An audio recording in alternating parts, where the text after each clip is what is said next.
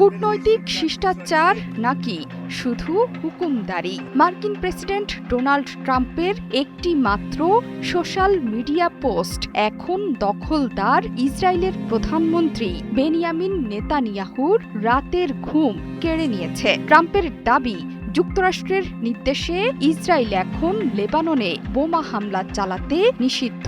এই এক কথাতেই রীতিমতো ভড়কে গেছে তেল আবিব। নেতানিয়াহু নাকি ট্রাম্পের কথায় রীতিমতো শকড বা ব্যথিত। কালার এক্সপার্ট ডার্ক স্যাপ এবং মাইল্ড অন হ্যান্ডস টেকনোলজি সমৃদ্ধ অরিক্স অ্যাডভান্স ডিটারজেন্ট পাউডার, আপনার লন্ড্রি এক্সপার্ট।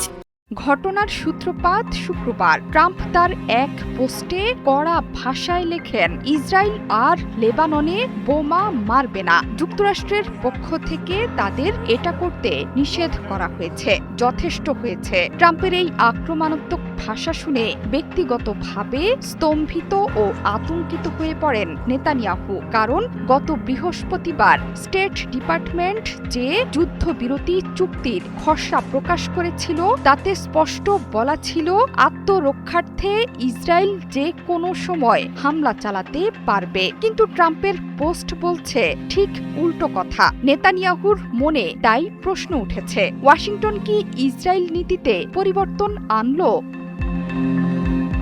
মার্কিন সংবাদ মাধ্যম এক্সিওসকে দেয়া সাক্ষাৎকারে ট্রাম্প নিজের অবস্থানে অনড় থেকে বলেন, ইসরায়েলকে থামতেই হবে। তারা এভাবে একের পর এক ভবন উড়িয়ে দিতে পারে না, আমি এটা হতে দেব না। ট্রাম্পের এই সরাসরি আদেশ দেওয়ার ভঙ্গি অন্য যে কোনো মার্কিন প্রশাসনের আমলে ছিল অকল্পনীয়। নেতানিয়াহুর দল যখন জনগণকে বোঝাচ্ছে তারা লেবাননের প্রতিরোধ যোদ্ধাদের ওপর হামলা চালানোর পূর্ণ ক্ষমতা রাখে, তখন ট্রাম্পের এই নিষেধাজ্ঞার বাণী নেতানিয়াহুকে চরম রাজনৈতিক সংকটে ফেলে দিয়েছে।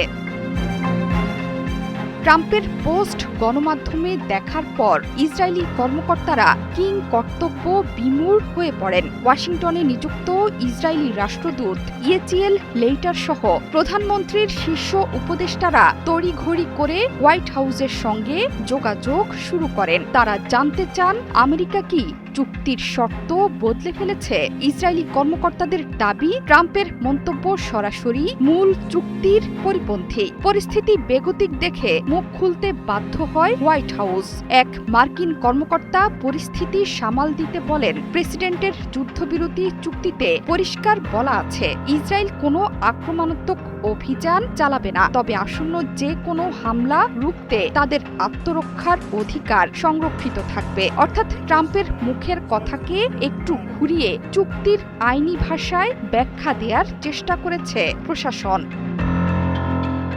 ট্রাম্পের অনড় মেজাজ আর নেতানিয়াহুর সামরিক প্রয়োজনীয়তা, এই দুইয়ের লড়াই এখন কোন দিকে মোড় নেয় সেটি দেখার বিষয়। তবে এটা স্পষ্ট যে ট্রাম্প জমানায় ইসরায়েলকে এখন শুধু শত্রু নয়, হোয়াইট হাউসের হুকুমের দিকেও কড়া নজর রাখতে হচ্ছে।